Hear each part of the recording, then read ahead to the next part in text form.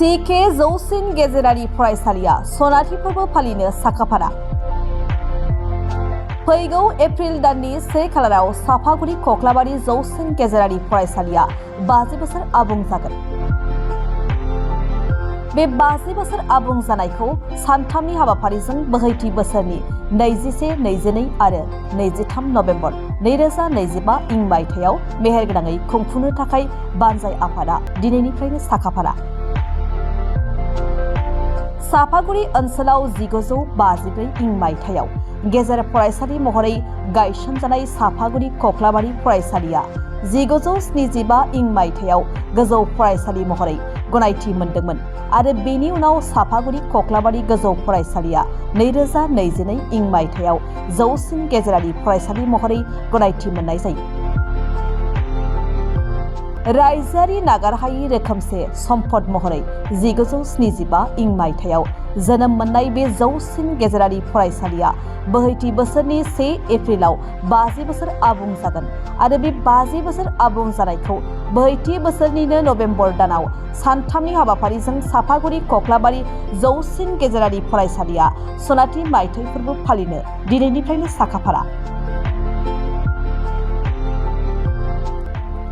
दिनैनिफ्राय थियारि जानाय हाबाफारियाव बानजाय आफादा दिनै सनाथि मायथाइ फोरबो फालिथायनि गोथार फिरफिलाखौ बिरहोयो आरो बे फिरफिलाखौ बिरहोयो बानजाय आफादनि आफादगिरि उपेन्द्र देउरि बिथाङा आरो सनाथि मायथाइ फालिथायाव गोनांथि जानाय मावख'खौबो दिनै बेखेवनाय जायो आरो बेखेवगिरि आलासि महरै बाहागो लाफैनानै साफागुरि कक्लाबारि जौसिन गेजेरारि फरायसालिनि बारग' गाहाय फोरोंगिरि आरो बर' थुनलाइ आफादनि बारग' नेहाथारि गबिन्द नार्जारिया बेखेवनानै होलाङो। ओनसोलनि दैदेनगिरि आरो रायजोफोरनि हेफाजाबाव सोलोंथायारि, हारिमुआरि, थुनलाइयारि आरो समाजारि बिथिङाव नोजोर बोनानै सानथामनि हाबाफारिजों खुंफुंनो थियारि जानायखौ फोरमायो बानजाय आफादनि आफादगिरि उपेन्द्र देउरि बिथाङा। दिनै जों CKHS गोदो हाइ स्कुलमोन, बेनि सनाथि फोरबो फालिथायनि सोमोन्दै जों एसे सावरायबाय। दिनै बेनि मावख'खौ लानाय जादों। नैबेयावनो बे जायगायाव जोङो बेनि मावख' लादों। बे मावख' लानायावनो जों मोननैसो गोनां बाथ्राबो गद खालामबाय।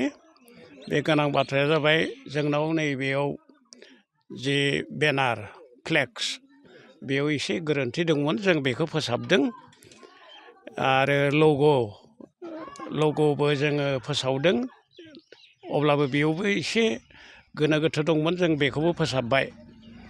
बेनिफ्राय फिरफिलानि जि एसे बेले बेजे दंमोन बेखौबो फोसाबनानै जों मडिफाइड खालामगोन एसे, बेखिनि लादों।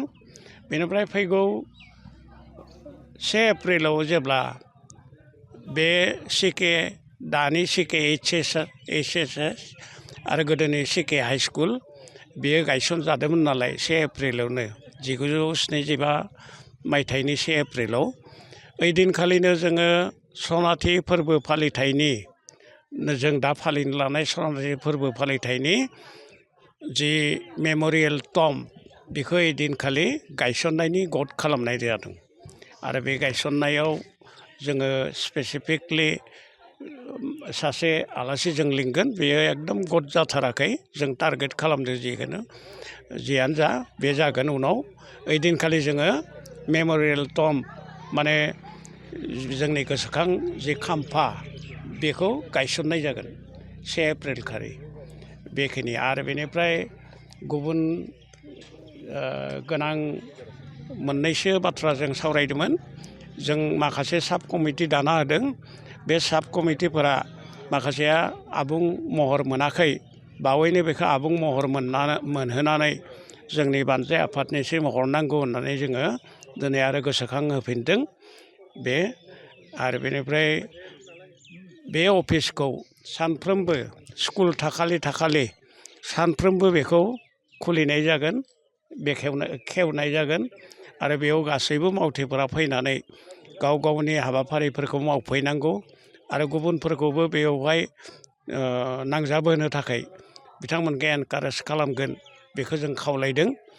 नोंथांमोना सनाथि मायथाइ फालिनो थांगासिनो दं सानबेसे हाबाफोरजों खुंफुंगोन जोंनि टारगेटआ सिगां जोङो फोसावनाया साननैल'मोन नाथाय थांनाय जथुमायाव जों बेखौ मा खालामदों थांनाय जथुमाव जे सानथाम खालामदों थोनाय नङा ओरैनो सानथाम 21, 22 आरो 23 मोन ना 21, 22, 23 नभेम्बर बे बोसोरनि बेयाव गद खालामनाय जादों अदेबानि जोङो 1 एप्रिल खालि जोंनि माबाखौ जागायगोन मानोना 1 एप्रिल खालिनो फरायसालिखौ गायसननाय जादों दिनैनि सावरायनायफोरा बेनो गोनां आयदाफोरा आरो जों मिजिंथिगोन मावथि फारिया बिथांमोननि लोगोसे ओनसोलनि गासैबो सुबुङा बेवहाय नांजाबफागोन आरो थांनाय जोंनि जि एमइ स्कुलनि सनाथि मायथाइ फोरबोखौ जेरैबायदि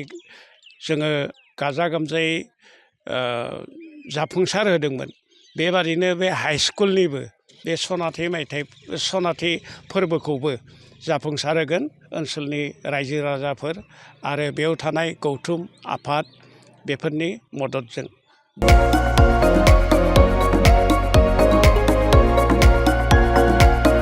क'क्राझार सहरनि गथ'सा लाइमोनफोरनि थाखाय गोजोनथाव खौरां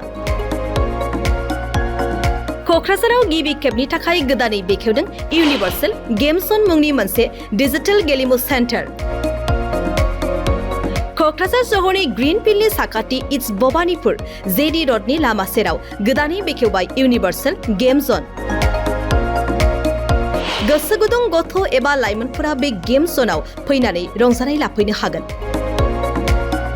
गोदानै बेखेवनाय बे इउनिभार्सेल गेम जनाव गुबुन गुबुन रोखोमनि गेमफोर जेरै horse riding claw' machine virtual reality hammer air hockey pirates frog माग shooter bike racing car racing basketball पान्सिं बायदि बायदि गेलेमुनि रंजानाय लाफैनो हागोन बेनिखायनो गाव गावनि गथ'फोरखौ गोदानै बेखेवनाय बे इउनिभार्सेल गेम जनाव दान्दिसे सम लाबोनानै गुबुन गुबुन रोखोमनि गेलेनायनि खाबुखौ बाङायल' फिस होनानै रंजानाय लाहोनो हागोन